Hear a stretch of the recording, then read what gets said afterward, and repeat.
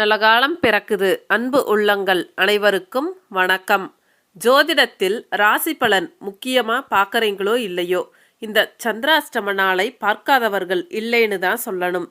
சந்திராஷ்டமம் என்றால் அன்றைக்கு எதிலும் எச்சரிக்கையாக இருக்க வேண்டும், புதிய முயற்சிகளிலும் ஈடுபடக்கூடாது என்று சொல்லுவாங்க.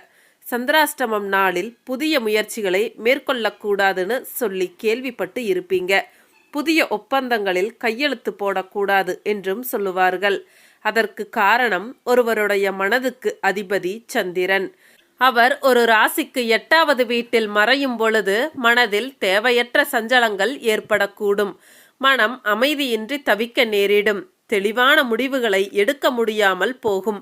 எனவேதான் பெரும்பாலானோர் சந்திராஷ்டம தினங்களில் எந்த ஒரு புது முயற்சியிலும் ஈடுபடாமல் வழக்கமான பணிகளில் மட்டுமே கவனம் செலுத்த வேண்டும் என்று முடிவு செய்வார்கள்.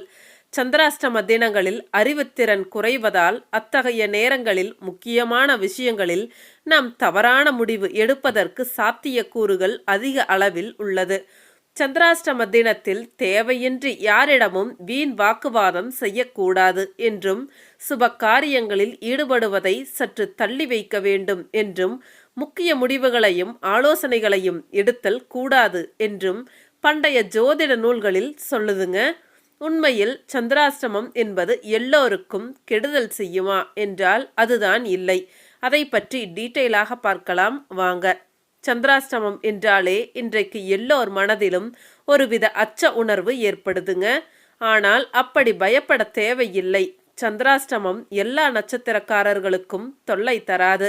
மேலும் ரிஷபம் மற்றும் கடகராசியில் பிறந்தவர்களுக்கு சந்திராஷ்டமம் நல்லது மட்டுமே செய்யும்.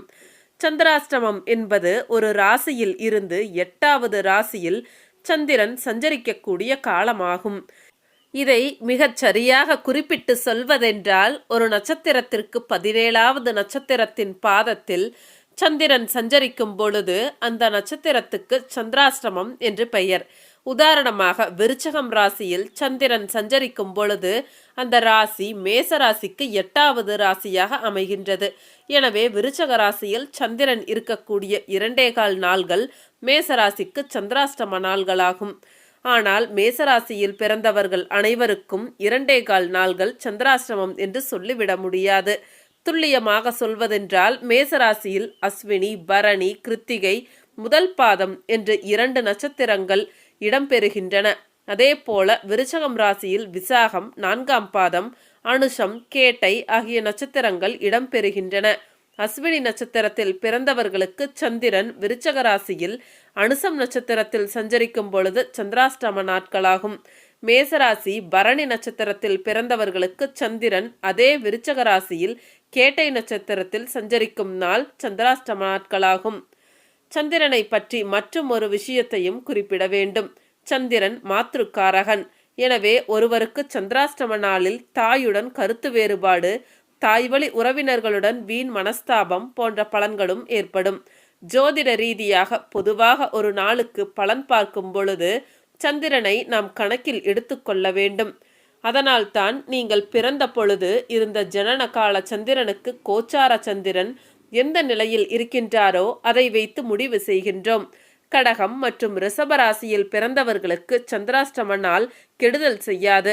காரணம், கடகம் சந்திரன் ஆட்சி பெறும் ராசி என்பதாலும், ரிஷபம் சந்திரன் உச்சம் பெறும் ராசி என்பதாலும் அந்த ராசிகளில் பிறந்தவர்களுக்கு சந்திரன் நன்மையே செய்வார். அதே போல தன்னுடைய நட்சத்திரங்களான ரோகிணி, அஸ்தம், திருவோணம் நட்சத்திரங்களில் பிறந்தவர்களுக்கு சந்திராஷ்டம தினத்தில் நல்லது மட்டுமே நடக்கும். வளர்பிறையில் பிறந்தவர்களுக்கு சந்திராஷ்டம தினத்தில் நன்மை நடக்கும். ஆனால் தேய்பிறையில் பிறந்தவர்கள் சந்திராஷ்டம தினத்தில் கவனமாக இருப்பது அவசியம். அதனால் சந்திராஷ்டமம் என்றால் எல்லோரும் பாதிப்பு ஏற்படுத்தும் என்று சொல்லக்கூடாது. சந்திராஷ்டம நாளில் பரிகாரமாக தற்பொழுது நிறைய பேர் செல்ஃபி எடுத்து பதிவிடுகின்றனர். செல்போன் வந்த பிறகு பலரும் சாதாரணமாகவே செல்ஃபி எடுப்பதை வழக்கமாக வைத்துள்ளனர். அரசியல் தலைவர்களும் திரை நட்சத்திர பிரபலங்களும் கூட சந்திராஷ்டம நாளில் செல்ஃபி எடுத்து முகநூல் பக்கத்திலும் ட்விட்டர் உள்ளிட்ட சமூக வலைதளங்களிலும் பதிவிட்டால் பாதிப்பு குறையும் என்பது ஜோதிடர்களின் கருத்தாகும். சந்திராஷ்டமம் நாளுக்கான பரிகாரத்தை பார்க்கலாம். சந்திராஷ்டம நாளில் எந்த ஒரு செயலையும் ஆரம்பிக்கும் முன் குலதெய்வத்தையும் முன்னோர்களையும் இஷ்ட தெய்வத்தையும் வணங்கிவிட்டு ஆரம்பிப்பது நன்மையை தரும். இப்படி செய்தால் காரியத்திற்கு எந்த தடையும் வராது. சரிங்க, மீண்டும் அடுத்த ஒரு வீடியோ பதிவில் உங்களை சந்திக்கின்றேன். அனைவருக்கும் நன்றி.